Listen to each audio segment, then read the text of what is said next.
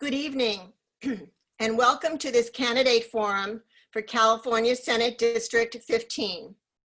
This webinar forum is being co-sponsored by the Leagues of Women Voters of Cupertino, Sunnyvale, San Jose, Santa Clara, and Southwest Santa Clara Valley.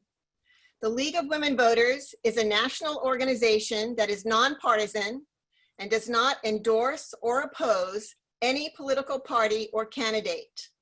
But we do advocate when we have studied an issue, such as education, and have developed a position statement on it. This webinar is being recorded and will be made available through the local league websites and the Santa Clara County League of Women Voters website. My name is Eleanor Yick, current president of the Southwest Santa Clara Valley League and the moderator for tonight's forum. I am pleased to welcome and introduce our two candidates, Dave Cortese, current Santa Clara County Board of Supervisor representing District 3, and Ann Ravel, former chair of the Federal Elections Commission. We so appreciate their willingness to participate in this virtual forum tonight. Before we begin, I would like to highlight some ground rules the candidates have agreed to observe during this forum. The League supports the accepted norms of civil discourse, and in that light, the candidates have agreed to follow those norms that were outlined in a document they received. For example, candidates have agreed not to interrupt each other and to follow the allotted response times. Candidates are reminded that they don't have to use the full time allotment, but are requested not to exceed the allotted time. This forum is scheduled to last approximately 1 hour. Each candidate will have 90 seconds to introduce her or himself by answering this question in their opening statement. What qualifies you to be the state senator for District 15? Our timer for tonight's forum is League member Tom Pickrow. He will give each candidate reminders as they answer questions about the time remaining and when time has elapsed. For example, he will show 30 seconds,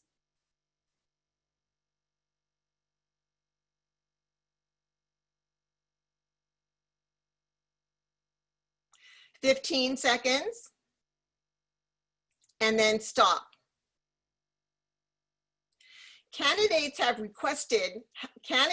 been requested to end their sentence once the stop sign is displayed. After these opening statements, candidates will have 60 seconds to answer subsequent questions, which again have been submitted through the registration process or developed by League members. Candidates will also be allowed one rebuttal opportunity during the forum, where they will be allowed 30 seconds to address an issue raised by the other candidate.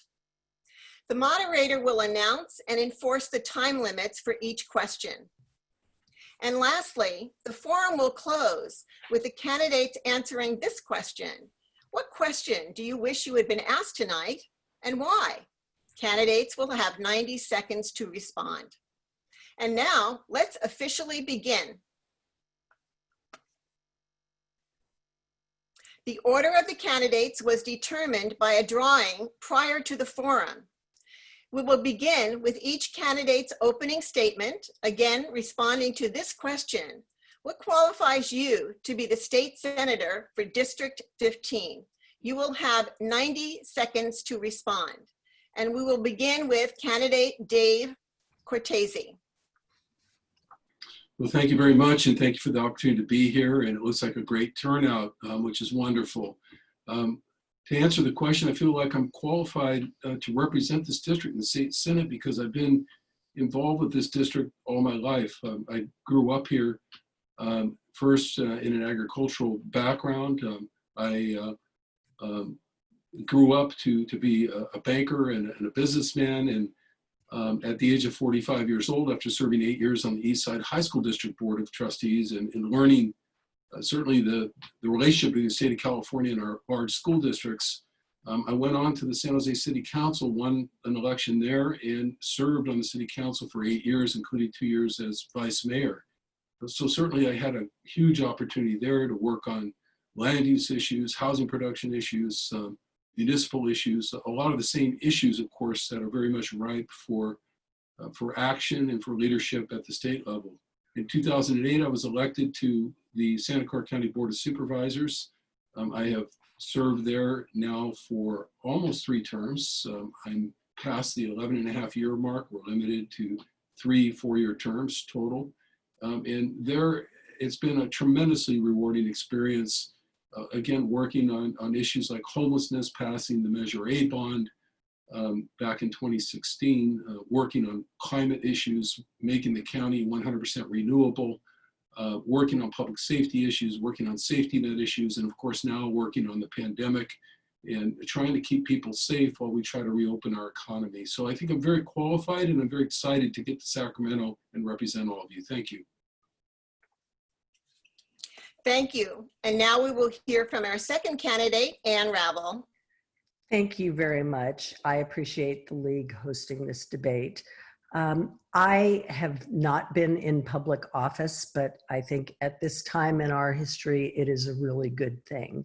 I have had a lifelong commitment to true public service, so I am not just looking for another position. I'm doing what I have always done in my career, which is to work for the people, including in Santa Clara County. I grew up here. I've lived here for many years, worked in the fields.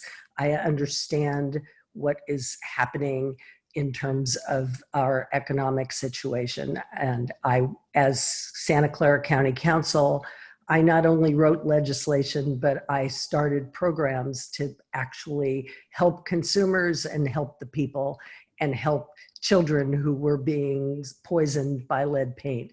I've done so many things that President Obama asked me to join his administration to fight to protect consumers and help the nation recover from the Great Recession, and also, again, to fight for fair elections. And that is because I actually can think through issues, I listen to all people, and I do what's needed for the public rather than just what I'm being asked to do by a special interest. I know how to get things done in government. I know how to work with others. Jerry, oh, I'm done. Thank you very much. Thank you. Thank you. And now we will move on to questions, again, submitted through the registration process or developed by league members. The candidates will have 60 seconds to respond to each question. Since we just have 2 candidates, the order will simply rotate back and forth as to who answers first each round. I will begin with the first question, and Mr. Cortese, we'll start with you. What are your solutions for protecting people's health and welfare while getting our county back to work?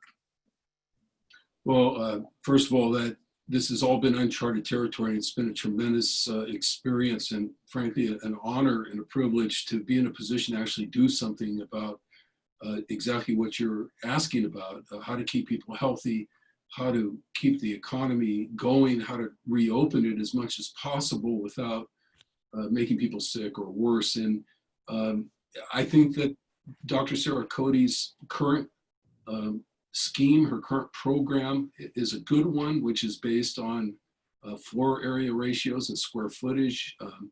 I soon think you'll see it lead to further reopenings if we can keep ourselves flat in terms of ICU and hospitalizations.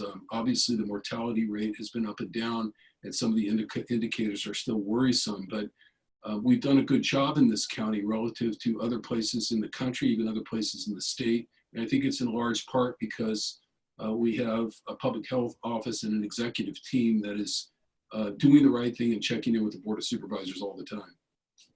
Thank you very much. Ms. Ravel?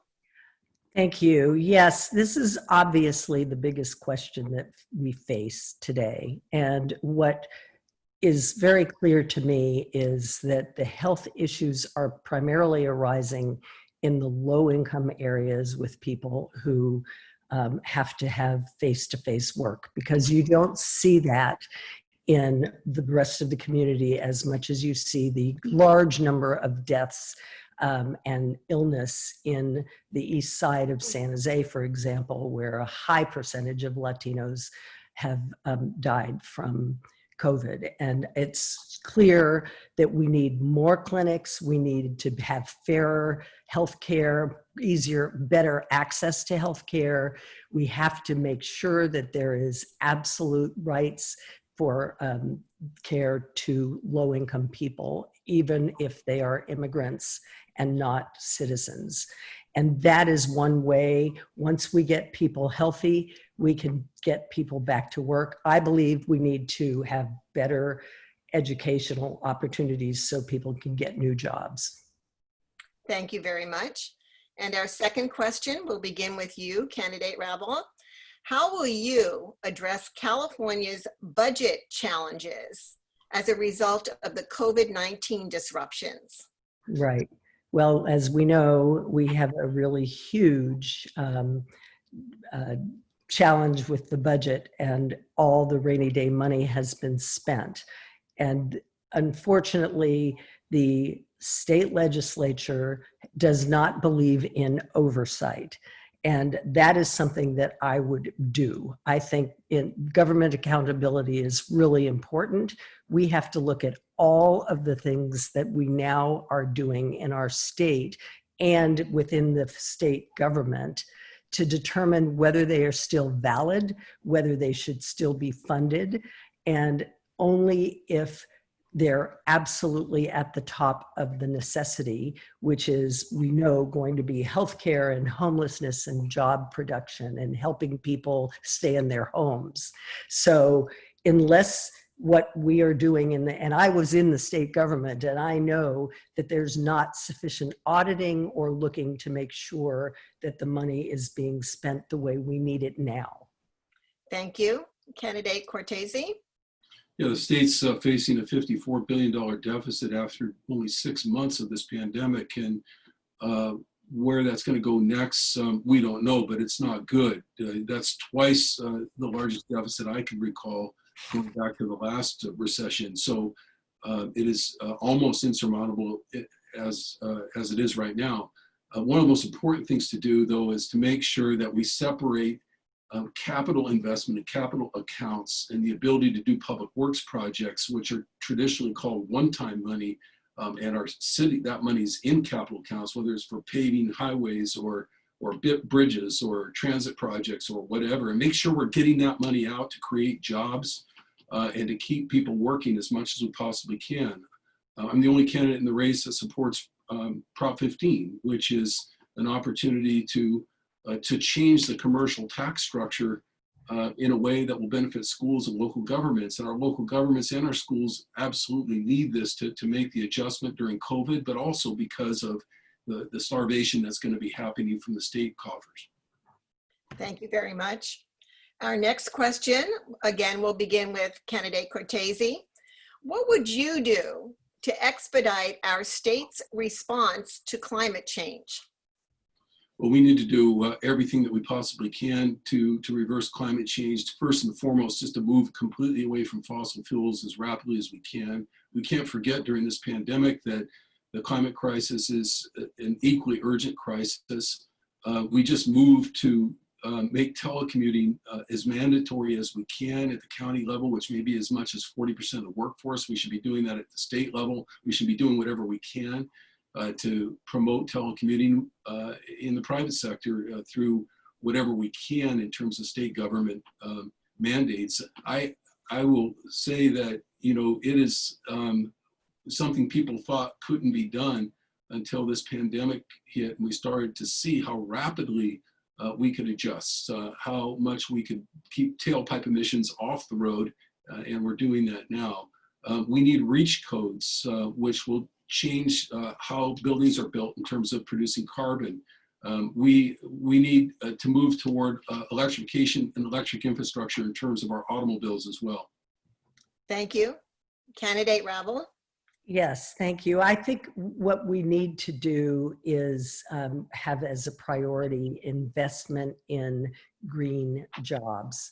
And that is one way to do both things, both to help those people who are going to be out of work, and it's going to be a significant problem, and to deal with better sized batteries, more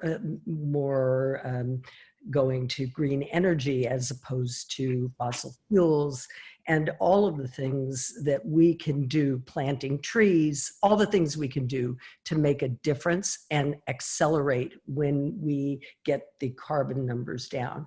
And I just have to say that the thought of having telecommuting for everybody, that doesn't work for people who don't have broadband. That doesn't work for the poor. It absolutely is a wealthy response. What people need is jobs. That's what we need. And so we have to focus on jobs for people. Thank you very much. Our next question will begin with Ms. Ravel. That question is, what are some solutions for managing homelessness and providing better services?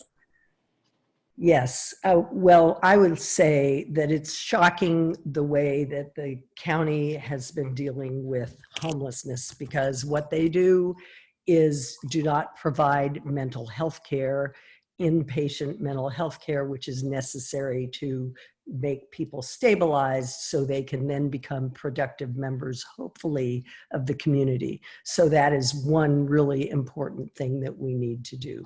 But what we also need to have is housing, and we have to accelerate housing for the homeless. It is absolutely untenable and inhumane to have people still sleeping in the streets. And so whatever forms of housing that have the kind of wraparound care that will allow people to have drug treatment, mental health treatment, training for jobs, job training. We need to get people to be more productive and be able to be productive, and they can't when they're living on the streets. And those are the things that we should be doing locally. Thank you very much. Mr. Cortese? Thank you. And it's, homelessness has been a huge part of my agenda. The Board of Supervisors will continue to be at the state level. We passed a bond of almost $1 billion here in this county. No other county's ever done that. It is $700 million of it is dedicated to extremely low income housing for the homeless. And there are more than 24 projects that are already financed, and there'll be 3 times that many by the time the 10-year horizon rolls out on that. But we need to finish the job of streamlining ADU units, accessory dwelling units. There are so many folks who want to do that, but it's cost prohibitive that they can't get through the planning process. And that's got to change, and that requires state legislation, I think, to get it done. And then, we worked at the request of First Lady Michelle Obama in this county. I partnered up with the mayor of San Jose to create the All the Way Home campaign to house about 1,600 veterans here. And we learned when we did that, that there were people in homes now that were more than happy to rent a room to a veteran, a qualified veteran, and receive that income, receive that VASH voucher. So those are just some ideas of many that need to be taken on. Thank you very much. And actually, we're going to begin our next question with you again, Mr. Cortese. So question 5, please discuss, and I know you alluded to this, please discuss your thoughts about Proposition 15, the school and community's first ballot measure that the League supports. I am, because of my prior business background, I entered full-time public service at 45 years old after working full-time in the real estate industry.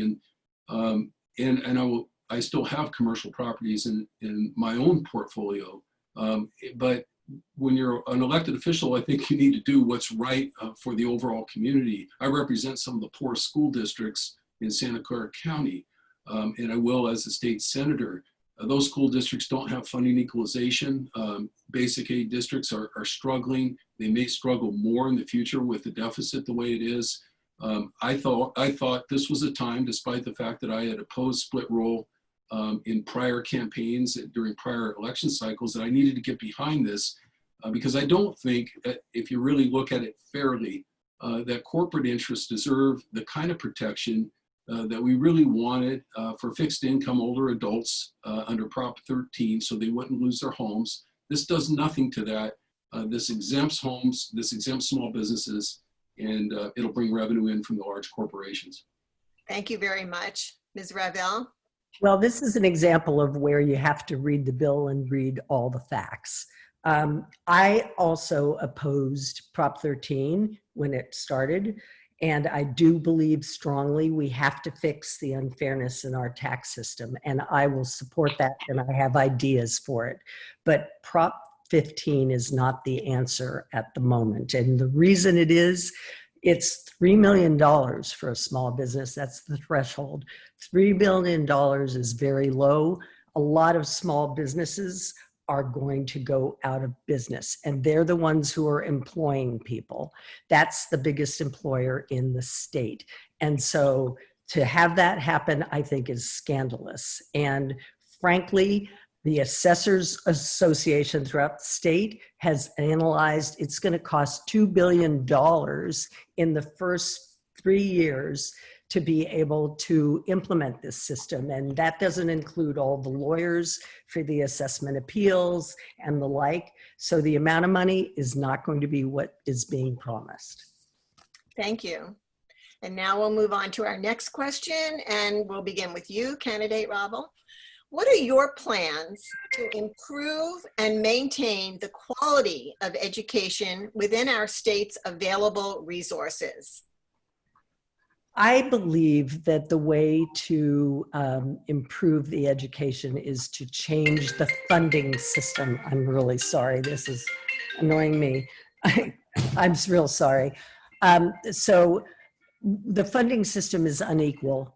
We know that the wealthier school districts get more money because of tax revenues, and it should be an equalized system that I would change.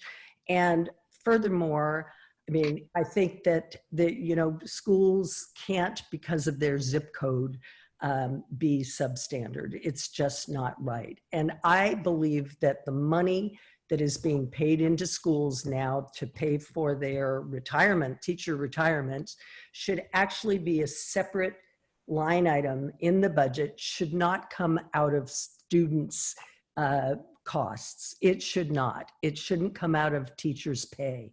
It should come separately to CalSTRS, and that would provide a lot more money to all the schools.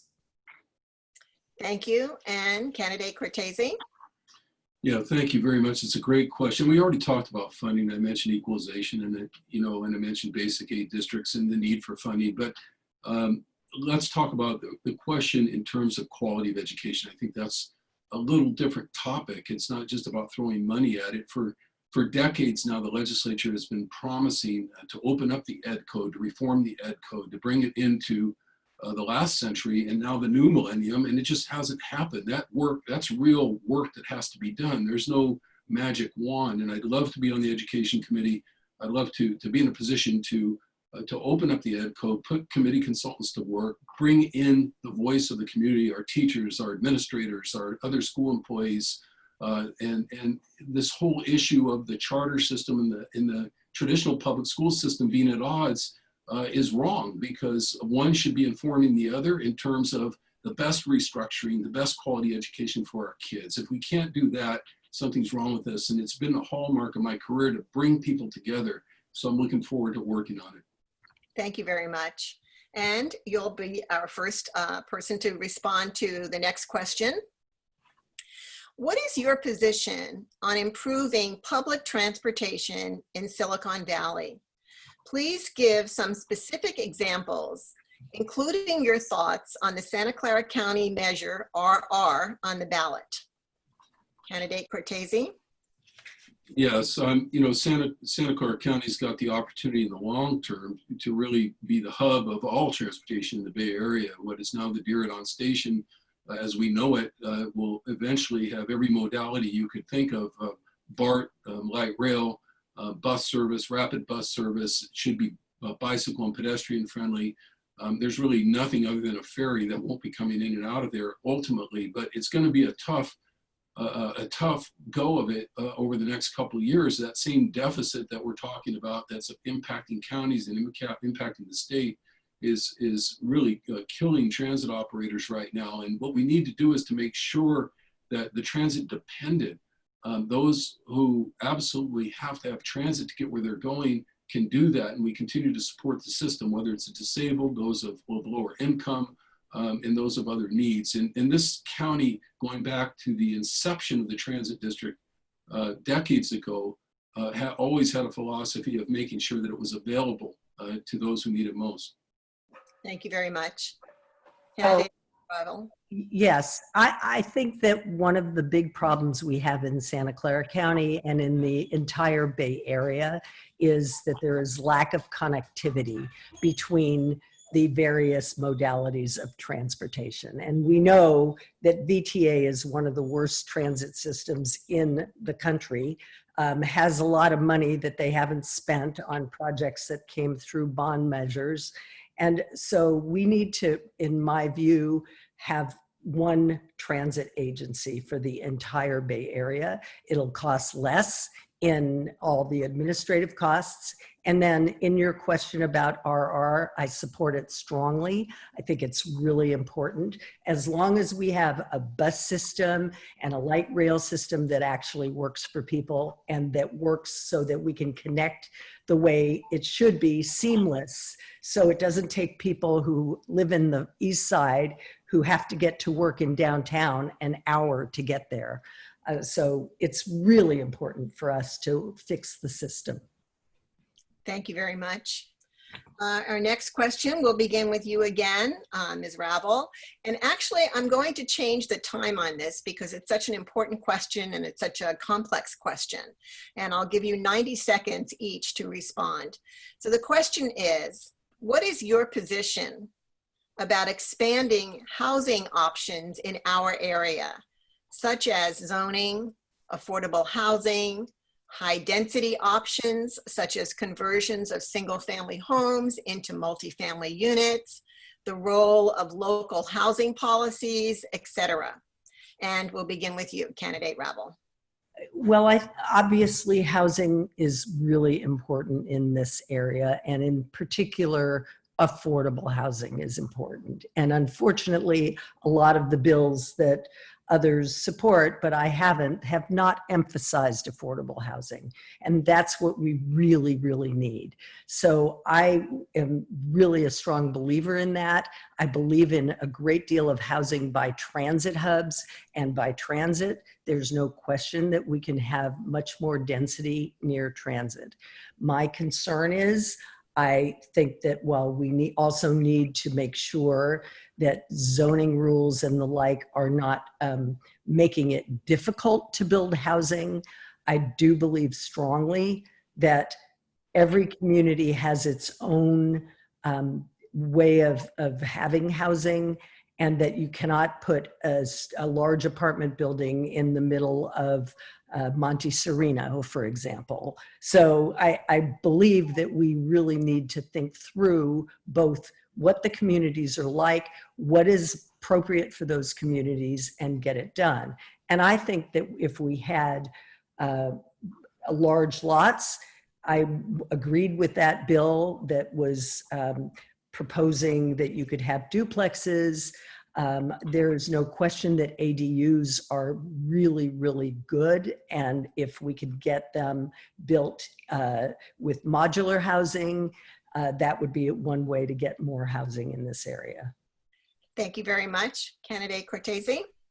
Yeah, thank you. Great question. And I think I'm the only candidate in the race who's endorsed SB 50 all along, brought it to the Board of Supervisors, asked for amendments. Senator Wiener made those amendments, and we've continued to support the bill. I've personally supported it because he went back and he said on that bill, I'm going to acknowledge local control on parking issues and heights to a degree that he did not originally, that he was going to respect local zoning and general plans and really use the bill to try to expedite different types of housing, moving through the process quickly. In terms of housing options, I mentioned it earlier, and I just asked people to think about this for a second. No county in the state before 2016, before I co-chaired that campaign, had created $700 million of extremely low income housing money.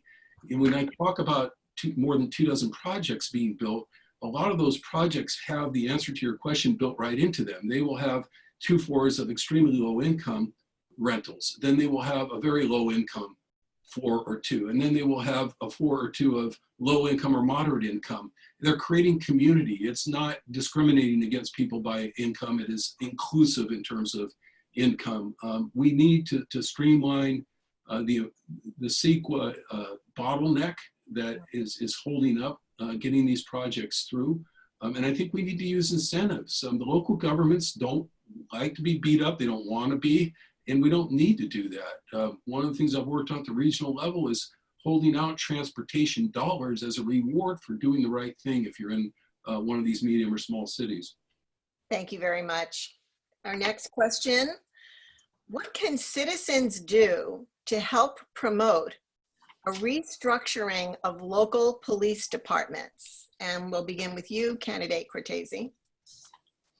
Well, I think that's one of the major issues of the day. We haven't gotten a chance to talk about that, so I appreciate the question. Justice reform is huge, and what citizens can do is continue to petition local government to show up to create, especially at the local level, where municipal forces and counties and cities are predominantly hiring law enforcement. Sure, we have state law enforcement workers as well, but we do need to the big questions on reform. For folks just need to do what's traditional in our democracy and continue to make it clear that that's what they want. We've certainly taken huge steps at the county level, and I intend to take those at the state level in terms of redirecting dollars away from traditional law enforcement, moving into mental health services, moving into crisis intervention. We've done that in our last budget at the county. It'll be my last budget vote, but I look forward to getting to Sacramento to start redirecting resources again. Thank you. Candidate Ravel. Well, clearly there needs to be reform, and there hasn't been reform, and in part because my opponent is beholden to the police officer unions and has done whatever it is to add more police. I think we have to think about ways that policing can be done in teams, particularly to go out for mental health calls or other kinds of calls where the skills of those law enforcement officers, the training isn't sufficient to be able to deal with those particular problems.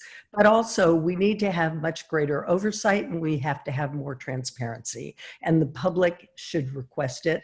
I know there's been moves afoot to do that, but it's important that we have transparency about those officers who have had criminal backgrounds and they go from police force to police force. So there are a number of other things that I think we could do, but not enough time. Thank you. Thank you. And our next question will begin with you, candidate Ravel. What opportunities do you see at the state level to improve the public health and welfare of all citizens? Well, obviously the state has a really big role in health, in public health. And they have a really great health and human services agency, and the doctor who's at the head is amazing. But what we need to do is make sure that everybody has access to health care, everybody has access to mental health care, that we are, and that is something that can be done through the state, that we are actually doing things to assure that health is a priority in the state, because we can't get people back to work unless they're healthy. And so those are priorities that I would have to assure that everyone has access to all of these different care that they need. Thank you. Candidate Cortese. First of all, you have to have access to health care for everyone in California. And, the county and the city of San Jose accomplished that for children, for example. 100% of the children in this county have access to health care. They're all insured. The county was way ahead of its time on that. And everyone involved with that should be commended for that. But that needs to be done at the state level. We still have 8% of our population that's not even covered by the exchange, by Covered California. We need to close that gap. And we need, as far as I'm concerned, to move to universal coverage, preferably a single payer system as soon as possible. But the first step is to close the gap that's already there. Equality for all in terms of healthcare is something that's been laid bare during COVID. I've had an opportunity to go back to the Board of Supervisors and say, look, we can't be geographic when we dole out dollars. When we have certain areas of our geography that are overrepresented in health impact, we've got to devote more dollars there. And that's what has to happen at the state level as well. Thank you very much. Okay. Our next question, shifting gears a little bit, and we'll start with you, candidate Cortese. What is your position on Proposition 22 to recall the new legislative law on the gig economy? Thank you. I'm in an opposed position on Prop 22. And this is one of those issues you see sometimes as an elected official when you're actually casting votes in a local or legislative position. Sometimes what's been done is not right, and what's proposed by referendum is not exactly right either to fix the problem. I do think AB 5 has left issues and gaps and concerns, and the overhaul of the labor code, the labor employment code, needs to happen, much like I was saying about the ed code earlier. That work, roll up your sleeves and do that work as a legislature, and bring the employment code into the labor code, into the new millennium. But Prop 22 tries, as many referendums do, to go about a wholesale approach that doesn't equalize independent contractors who are basically being told through an app where to be and when to be there as employees, and they don't have the dignity of the benefits and the payoff that employees get when they're paid a fair wage. Thank you. Candidate Ravel. I think that AB 5 was one of the worst bills I've ever seen and it has wreaked havoc in many people's lives, mostly minorities, mostly Blacks and Latinos who rely on having independent jobs, and they have lost them because they have other obligations like childcare, like elder care. And it has created a terrible problem for small theaters and for writers and for the delivery of newspapers. And so, unfortunately, the state legislature has been unwilling to make a change that is a substantive, real change, where AB 5 actually does what it was supposed to do, which is to give fair wages and to give health care. And it seems to me that at least 22, because I would like to see AB 5 done, at least 22 will start that process, and we can work to give more benefits and more health care to people. Thank you. Okay, our next question, and we'll begin with you, candidate Ravel. Something near and dear to your heart, I think. Do you support increasing transparency in campaign financing? And what are your ideas on how to do this? There is no question at all that I believe in increasing transparency, and we absolutely have to have it. And just seeing it at the local level and in this race, I could see that there is not transparency in the state government. Number one, I believe that it's very important for us to assure that when corporations are going to be contributing in campaigns, they should be required to have a 51% vote of their shareholders to agree to it so that we have transparency then and know when they are taking those actions instead of not getting that information until later. And besides that, I also think that lobbyists need to have much more oversight, and we do not have enough laws that show that transparency, because I know that in Sacramento, they are responsible for a lot of bills. Thank you. And candidate Cortese.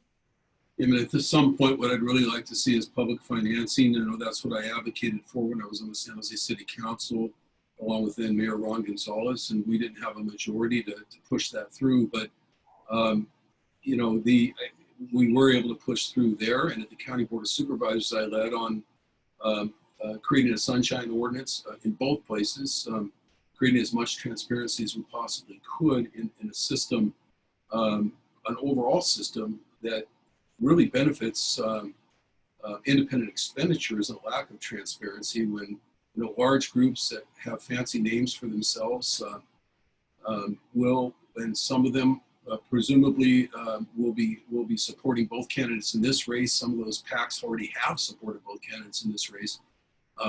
You know, it's not clear where their money's coming from, how much they're assembling at any given time, and how much they're going to direct to individual candidates.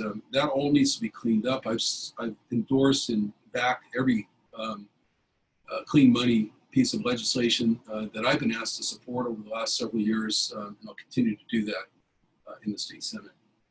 Thank you very much. The next question, and we'll begin with candidate Cortese.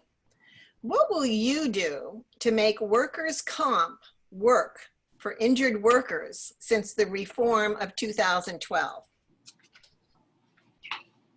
Well, I'm going to be the first to tell you that I'm no expert on workers' comp, but, you know, there can't be fraud in the system, number one. I think that's been cut down to some extent.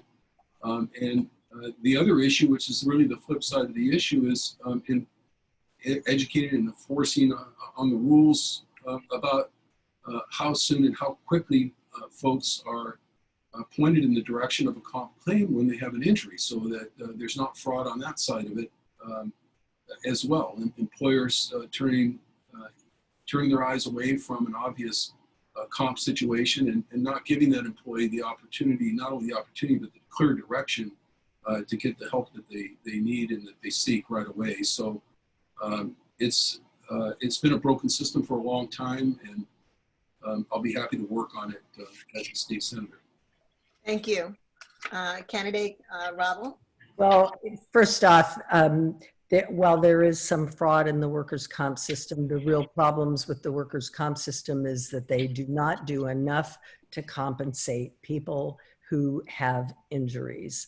And the necessity of proof is inappropriate, really, for when it's a comp system that is supposed to be pretty much guaranteed for certain injuries that occur at the workplace. So if I am a state senator, I would look to make changes in the comp system, no question about it, but I'm supported by the comp attorneys, and there's a reason, because I understand, I oversaw the workers' comp system at the county in the legal aspect, and I understand what it needs to change, and I could do that. Thank you. Our next question, and we'll begin with you, candidate Ravel. What do you see as the most important action or moves to bring people back to believing in government's ability to make their lives better?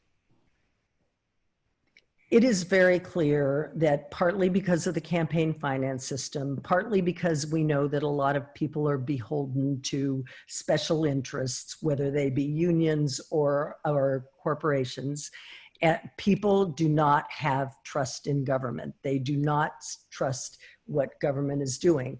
And what happened, for example, during the beginning of COVID, where there were differences in how different jobs were considered to be essential or not, which meant that some people were out of jobs, and then they let the Walmarts and the Targets keep going.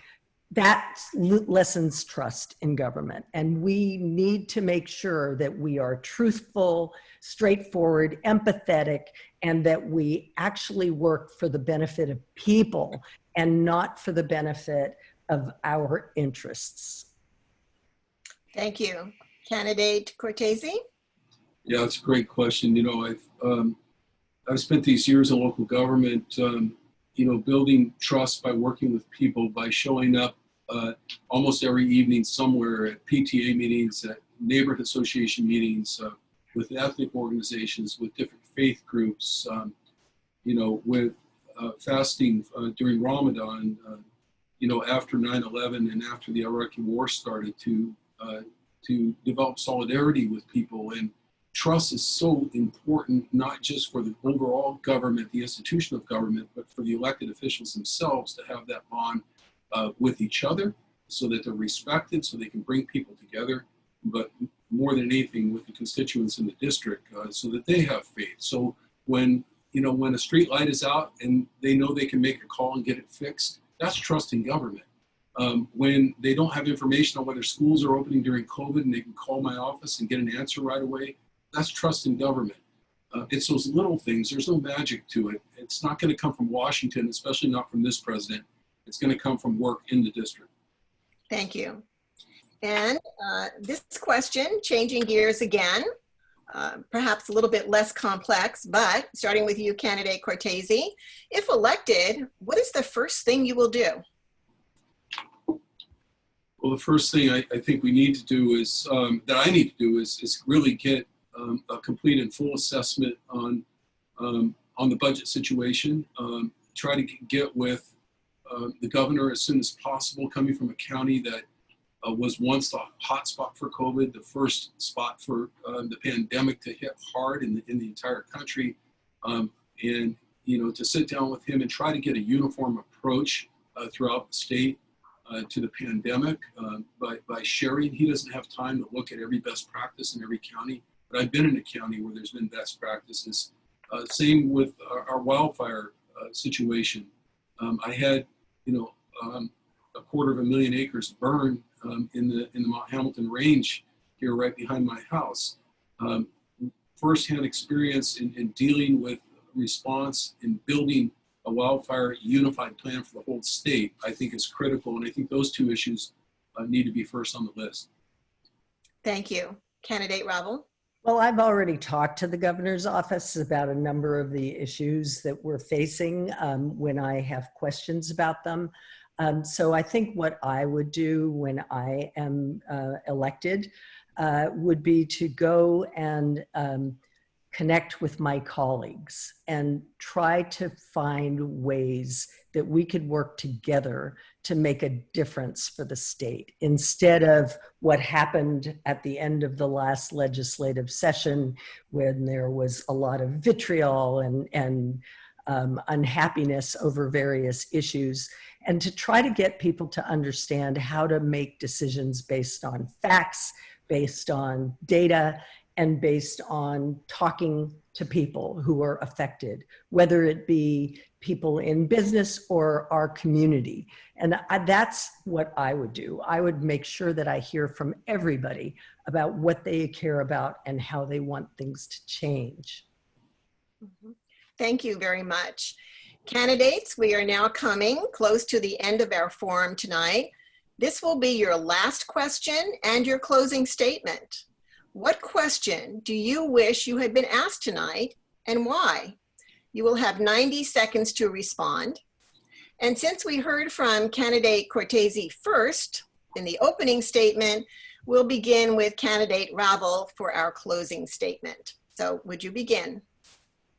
I think I wish that we had talked a little bit more about the extreme economic disparity in our district, because that is one of the things that I feel really pervades all of the issues that we're concerned about and I'm concerned about. I'm concerned about education. I'm concerned about all of those issues as well. But I care about childcare, and the fact that not having a fair, affordable childcare does not it keeps people down and doesn't let them have jobs. I'm concerned about disparate treatment of people in our system, both in the criminal justice system, in jobs, in many other ways. And so those are things that I care about because, yes, I care about healthcare, and I want to make sure that everybody in this state has the ability to get ahead and have a better education, such as education that is not just higher education or schools, but community colleges and trade schools and ways that people can get back to work and have productive lives. So this is the valley where everyone has a chance, as I had when I grew up here. So that's what I wish we had talked about. Thank you very much. And candidate Cortese? Yeah, I guess I wish we would have talked a little bit more about style of leadership. You know, I mentioned early on in the opening, having been here all my life, but later talked a little bit about my work with neighborhoods, with local PTAs, with people needing just the things that they need when they walk out their front door and they see something's not working and something's broken. How do you expedite that for them? How do you represent them? How visible are you going to be in the community, in the district? And I think the reason that we are strategically positioned to win this race is because people know me here. They've seen me here. They've worked with me regardless of ethnic group, faith-based group or faith tradition, regardless of community, regardless of poor, regardless of wealthy, regardless of industry. People have worked with me day in and day out, and they know whether it's trying to get their business reopened during COVID, whether it's trying to get their child the proper treatment at school, whether it's trying to get their street paved because it's the only one that wasn't paved in the whole neighborhood and they want to know why that happened. These are the real issues of government. State Senate is an important job. There's only 40 senators for the 5th largest economy in the world, but it all comes back to the district. And my style is elect me to the state Senate. I'm not going to disappear. You're going to see me in your neighborhoods, at your PTAs, in your community, just like you always have. Thank you so much. Thank you very much, candidates Cortese and Ravel. We wish you well in your campaign and greatly respect your candidacy for this very important office. Thank you again for your participation tonight. Audience members, thank you for your attendance. We hope you have learned a lot tonight that will help you make your decision when voting. The League would like to remind everyone to vote by November 3rd. We are so lucky here in Santa Clara County, and actually the whole of California now, that every registered citizen is able to vote by mail. You will be receiving your mail-in ballot very early in October, and you can vote in one of 3 ways. You can complete your ballot and mail it back in the provided postage-paid envelope. You can complete your ballot and drop it off at any secure vote box throughout the county, or you can visit a vote center to drop off your ballot, to vote in person if you want to get a replacement ballot if needed, and even to register to vote conditionally on that day. For information and additional information on candidates and ballot measures, please visit our local leagues who co-sponsored this forum tonight and their websites. Please visit the Santa Clara County League website, which has a listing of all candidate forums and all pros and cons for all 5 leagues. And lastly, for more information, please visit votersedge.com or ballotpedia.org, for that information. Again, thank you very much for attending tonight, and be sure to vote and vote early. And that concludes the forum. Good evening.